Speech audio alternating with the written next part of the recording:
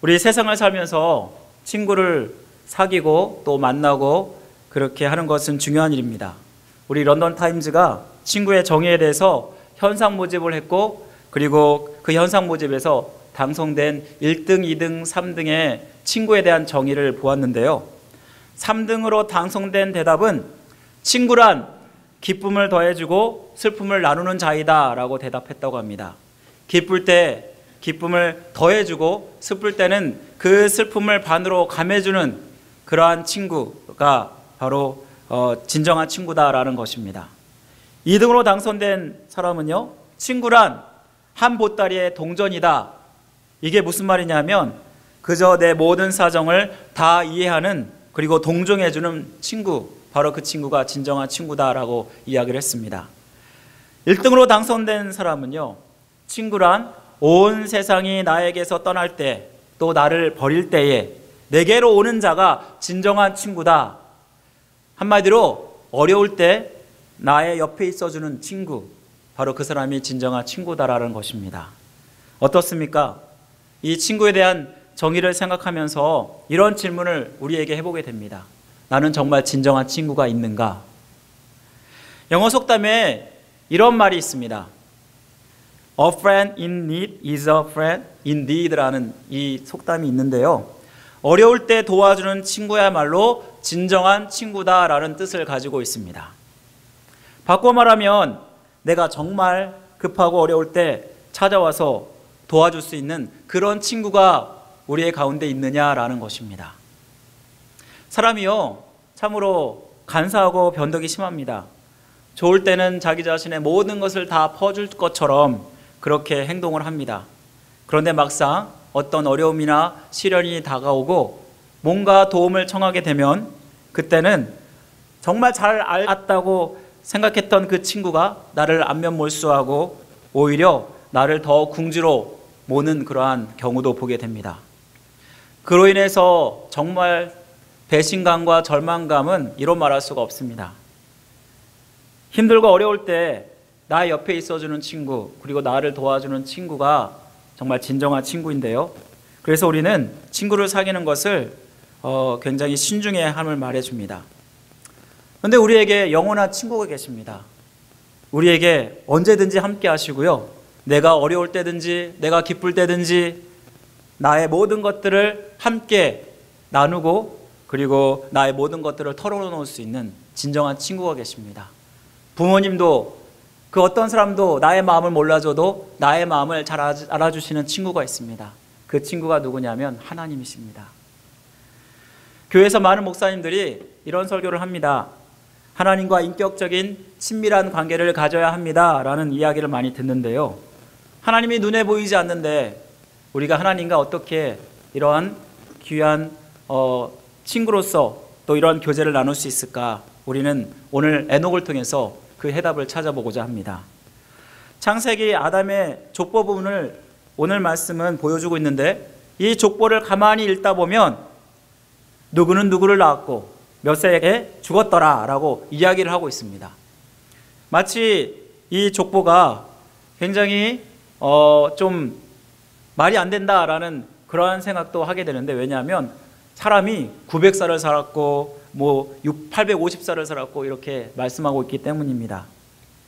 그런데 성경은 분명히 하나님께서 그 당시에 모든 자손들을 생육하고 번성하여 땅에 충만하게 한 하나님의 약속을 이루기 위해서 사람들을 오랫동안 살게 하셨습니다.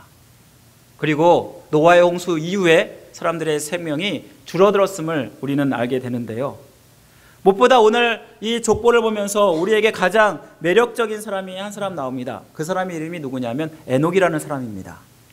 다른 사람은 누가 누구를 낳았고 몇 세에 죽었더라라고 이야기하지만, 에녹에 와서는 그 사람이 누구를 낳았고 그가 하나님과 동행하다가 자녀를 낳았고, 그리고 그러면서 하나님이 그를 데려가심으로 그렇게 얘기를 하고 있다는 것입니다. 왜 그렇게 주목을 받을까요? 비록 짧은 구절이지만 그의 삶이 대단히 다른 사람과 다르다는 것을 우리가 발견하기 때문입니다.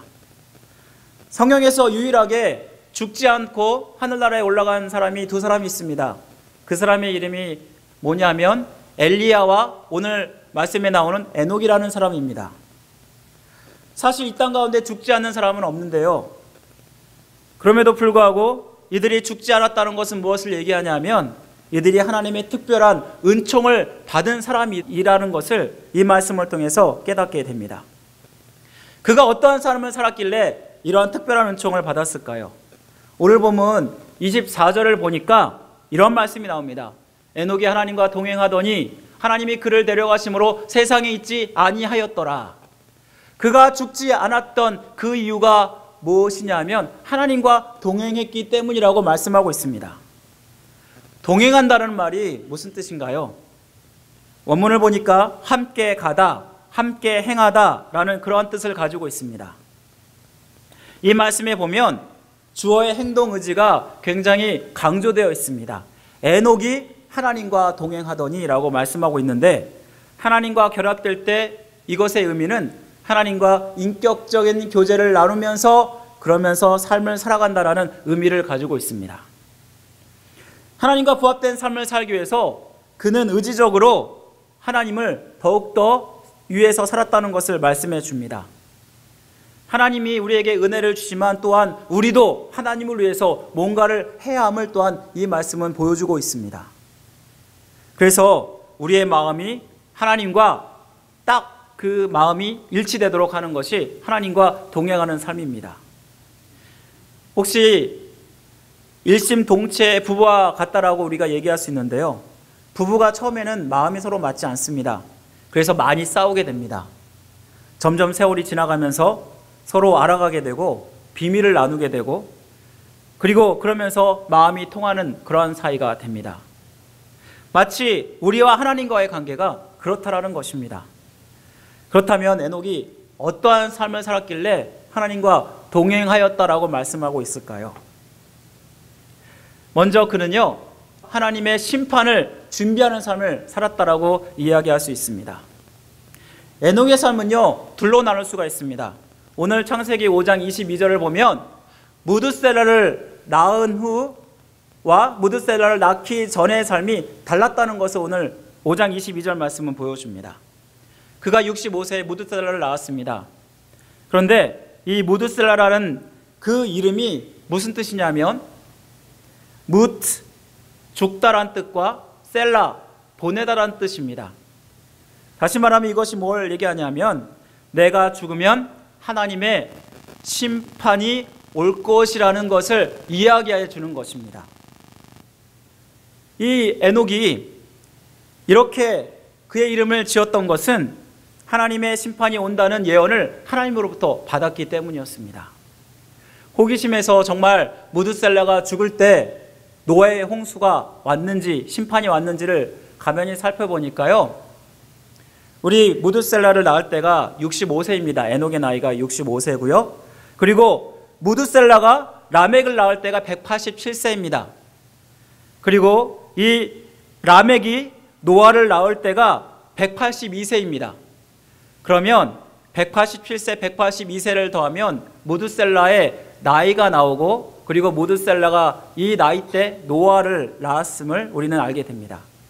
무드셀라 나이가 약 369세가 되었을 때 이때 노아를 낳게 되고요.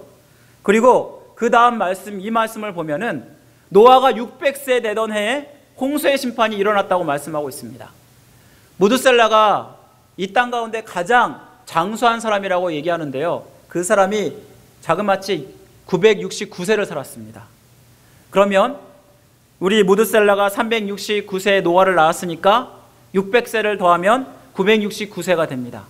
정확하게 노아의 홍수가 일어나면서 무드셀라는 그러면서 죽게 되는 것을 우리는 보게 됩니다. 하나님 말씀이 그대로 정확하게 이루어지는 것을 우리는 보게 되는데요.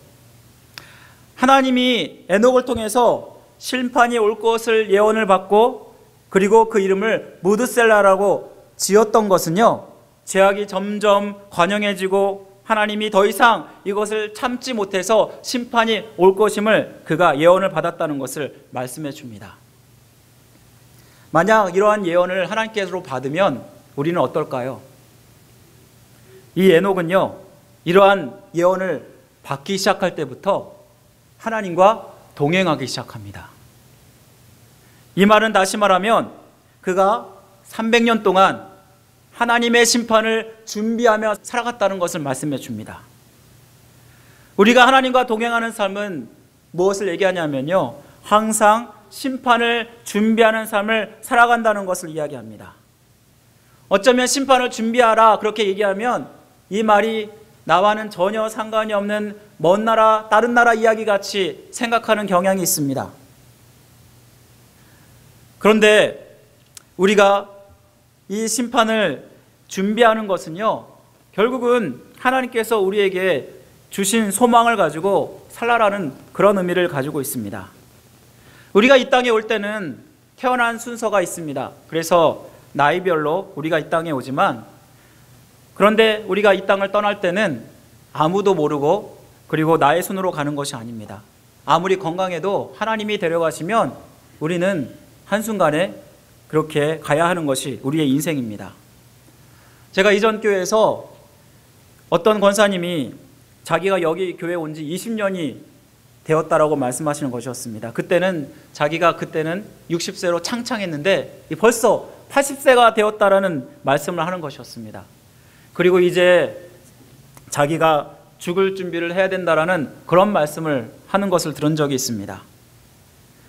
자기는 젊었을 때 이 젊음이 평생 가는 줄 알았다고 합니다.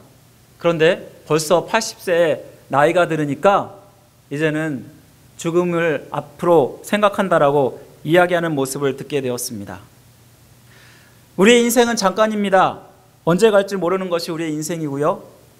그런데 많은 사람들이 아직 죽음이 나와는 상관없다, 멀리 있다, 여전히 기회가 있다라고 생각하는 것 같습니다. 그리고 전혀 우리가 심판을 준비하지 않고 살아갑니다. 한 교회 목사님이 예배 강고 시간에 이름 모를 사람의 장례식을 거행했습니다. 모든 사람들을 참석하라고 광고한 후에 장례식에서 목사님이 이상한 말을 하는 것이었습니다. 이 사람은 정말로 악한 사람입니다. 구원받고 받지 않고를 떠나서 타락하였기 때문입니다. 그렇게 권면하고 부탁하였는데도 그는 죽음 앞에서조차 듣지 않습니다. 이 사람은 세상에서 잘 살았다고 자랑할 수 있을지언정 하나님 앞에서는 너무나도 보잘것없는 그러한 사람입니다. 이 세상에서는 부유하게 살았을지는 모르겠지만 하나님 앞에서는 너무나도 가난한 불쌍한 사람입니다. 여러분, 이러한 장례식 설교를 여러분 들어본 적 있으십니까? 너무나도 무례한 그러한 설교가 될 것입니다. 성도들은 너무나도 의아해서 이 사람이 누굴까 궁금해하고 있는데 그때 목사님이 말을 잇습니다. 여러분, 이제 여러분이 앞에 나와서 시신을 보여드리겠습니다. 성도들이 앞에 나와서 관 속을 들여다보니까 놀라지 않을 수 없었습니다. 왜냐하면 그 관 속에는 거울이 붙어 있었습니다. 그러면서 그 관에 보이는 자기의 모습을 보고 깜짝 놀랐던 것입니다. 바로 내가 그러한 사람이구나. 나야말로 악한 사람이고 그리고 하나님의 그러한 뜻대로 살지 않는 사람이고 그리고 하나님 앞에서 너무나도 가난한 사람이구나라는 것을 깨닫게 되었다고 합니다. 그 이후에 교회는요, 완전히 뒤바뀌었다고 합니다. 그리스도인이라면요, 하나님의 심판을 매일같이 준비해야 합니다. 그렇다면 심판을 준비한다는 것이 무엇을 의미할까요? 오늘 에녹에 대해서 말씀하는 말씀이 또한 유다서에서 나옵니다. 우리 유다서 1장 14절부터 15절 말씀을 한번 다 같이 한번 읽어보겠습니다. 시작.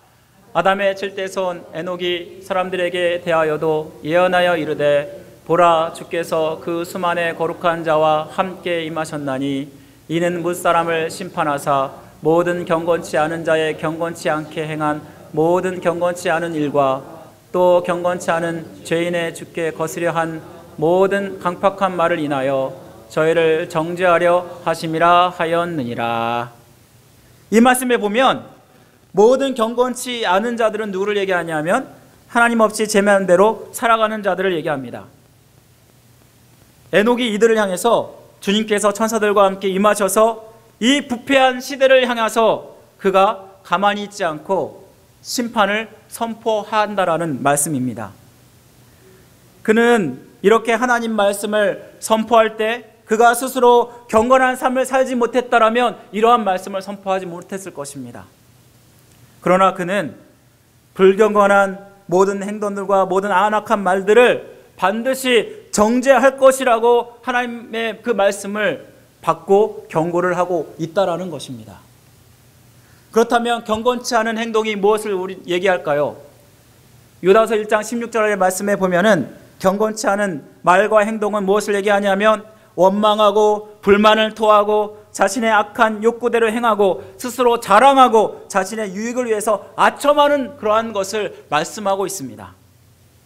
한마디로 심판을 예비하는 삶을 산다는 것은 세상 사람들과는 달리 행동과 말에 있어서 죄된 모든 것들을 멀리하고 그리고 거룩하고 정결하게 행동과 말을 조심하면서 산다라는 것을 이야기할 것입니다. 그렇습니다. 그리스도인이라면 항상 주님이 오실 것을 준비하는 자들입니다. 주님이 오신 그대로 다시 오신다고 우리에게 약속을 하셨고 주님이 오실 때는 우리는 아무도 모릅니다. 갑자기 오실 수도 있고 그리고 언제 오실지 모르지만 그분은 분명히 우리를 위해서 심판주로 이 땅 가운데 임하실 것입니다. 사랑하는 성도 여러분, 그리스도인으로서 하나님의 나라를 얼마나 소망하며 살고 있습니까? 하늘나라를 소망하는 사람들은 이 땅 가운데 막 살지 않습니다.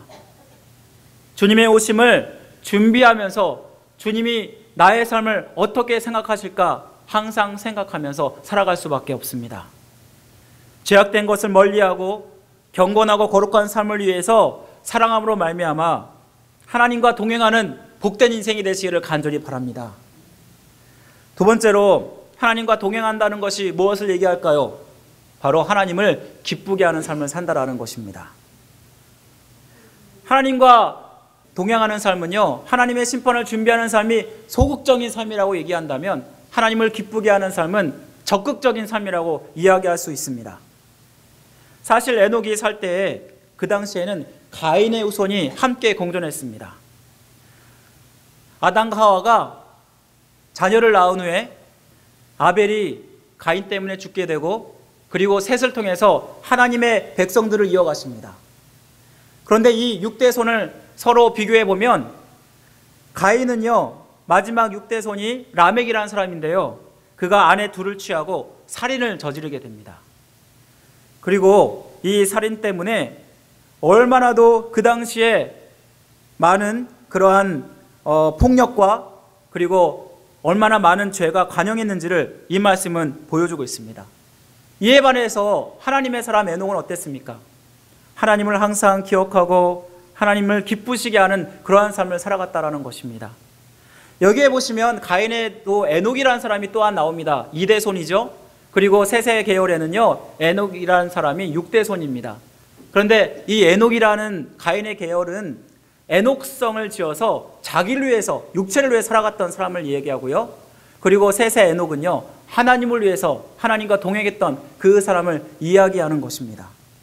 똑같은 이름이 똑같이 있어도 이들의 삶은 전혀 정반대의 삶을 살았다는 것을 우리에게 말씀해 줍니다. 히브리서 11장 5절에 보면 그렇다면 하나님이 기쁘시게 하는 삶이 무엇인지를 우리에게 말씀해 줍니다. 우리 한번 다 같이 다시 한번 읽겠습니다. 시작. 믿음으로 에녹은 죽음을 보지 않고 옮기었으니 하나님이 저를 옮기심으로 다시 보이지 아니하니라. 저는 옮기우기 전에 하나님을 기쁘시게 하는 자라 하는 증거를 받았느니라. 이 말씀에 보면요, 에녹이 하나님께 죽음을 보지 않고 옮기우기 전에 300년 동안 하나님과 동행했다고 말씀했습니다. 그런데 여기 히브리서 11장의 5절에 보면은 하나님과 동행했다는 말이 무엇을 얘기하냐면 하나님을 기쁘시게 하는 삶을 살았다라는 것을 말씀하고 있습니다. 여러분, 하나님이 기쁘시게 하는 삶이 무엇을 얘기합니까? 우리가 영적인 삶을 살고 하나님을 위해서 산다고 하면 내가 세상과 삶을 끊는다고 생각하는 사람들이 있습니다. 예전에 많은 사람들이 그렇게 생각해서 세속을 끊고 수도원에 들어가서 금욕과 금행을 했습니다.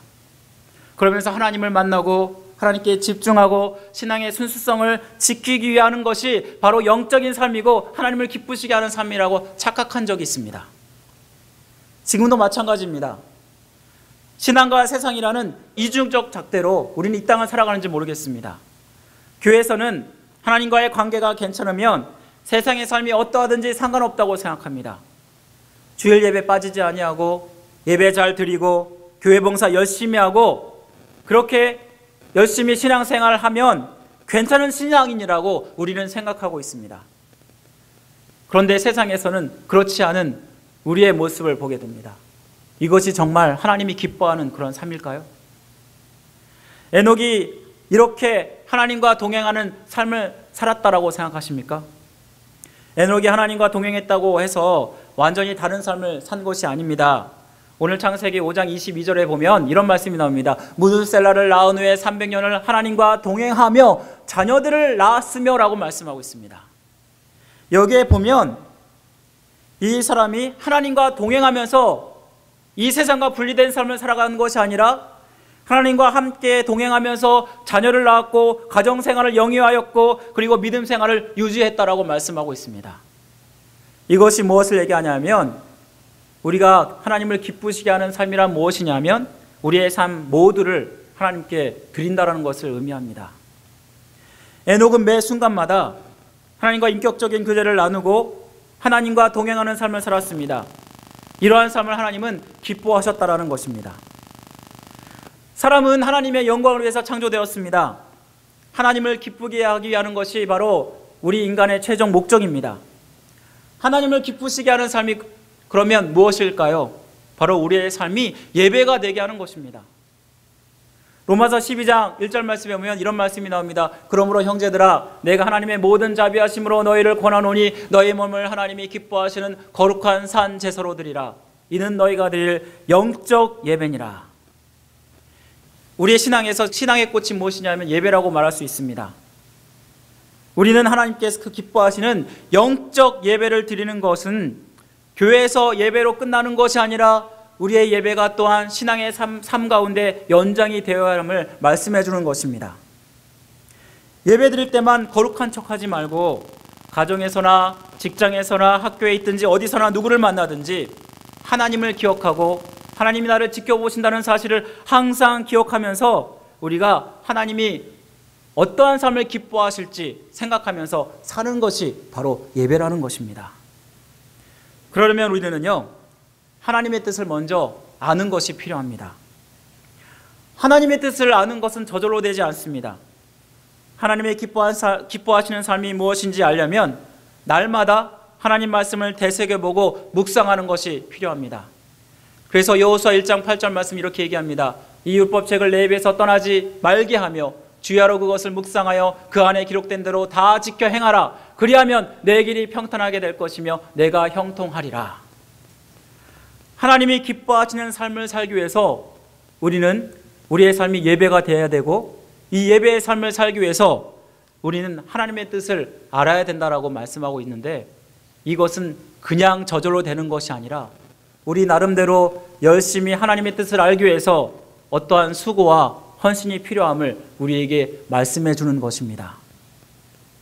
삶이 예배가 되기 위해서 우리는 우리의 시간을 정해놓고 하나님 말씀을 근거로 하나님이 기뻐하신 삶이 무엇인지를 생각해 보셔야 합니다. 그리고 모든 것들을 하나님께 물어가며 하나님의 뜻대로 살아갈 때 바로 이것이 우리의 삶이 예배가 되는 것이고 하나님이 기뻐하시는 삶이 된다라는 것입니다. 말씀을 마치겠습니다. 우리가 하나님과 동행하는 삶은요, 다시 말하면 지속적으로 하나님과 긴밀한 친밀한 교제를 나누는 것이라고 얘기할 수 있습니다. 하나님과 온전한 관계가 없으면 진정한 행복과 또한 승리를 얻을 수 없습니다. 그래서 하나님과 동행하는 것은 신앙생활에서 우리의 본질이요 우리가 사는 이유라는 것입니다. 그런데 하나님과 동행하는 것이 그냥 저절로 되는 것이 아닙니다. 하나님과 동행하는 훈련이 필요합니다. 우리의 삶이 항상 하나님의 심판을 준비하는 삶이 되기 위해서 죄악을 멀리하고 거룩한 삶을 살기 위해서 애를 써야 하고 하나님을 기쁘시게 하는 삶을 살기 위해서 말씀에 순종하고 그렇게 살 때, 그렇게 예배가 될 때 하나님께 기뻐하는, 하나님과 동행하는 삶을 살 수 있는 것입니다. 이렇게 살 때 하나님은 우리를 가까이 하시고 하나님과 친밀한 관계를 가지면서 살 수 있게 됩니다. 여러분, 에녹이 하나님과 동행하였을 때 어떤 일이 일어났나요? 그는 죽음을 보지 않고 승천하였다라고 말씀하고 있습니다. 우리가 하나님과 동행하는 삶을 살면 우리도 그 에녹처럼 죽음을 보지 않고 승천한다는 말이 그만큼 하나님이 귀하게 그 인생을 보시겠다고 말씀하고 계시는 것입니다.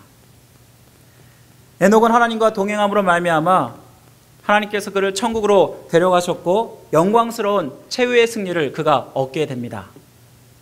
이런 것처럼 우리가 하나님과 동행하는 삶을 살 때 우리는 하나님이 기뻐하시는 귀한 인생이 되고 결국은 천국에 입성하고 하나님 앞에 온전히 서는 귀한 인생이 되는 것입니다. 참 감사한 것은 예수 그리스도께서 우리를 위해서 십자가에 죽으심으로 말미암아 우리가 이미 승리를 얻었다라는 것입니다. 그렇지만 또한 지금 우리는 그 승리를 위해서 달려가고 있습니다. 매 순간마다 에녹처럼 하나님과 인격적이고 친밀한 교제를 나누시고 하나님과 동행할 때 결국은 하나님 앞에 온전히 서는 성공적인 그런 인생이 되는 줄 믿습니다. 우리 교회 새소망교회 모든 성도 여러분들이 에녹과 같은 하나님과 동행하는 삶을 삶으로 말미암아 하나님께서 정말 인정하시는 성공적인 그러한 인생이 되시기를 주님의 이름으로 간절히 축원드립니다.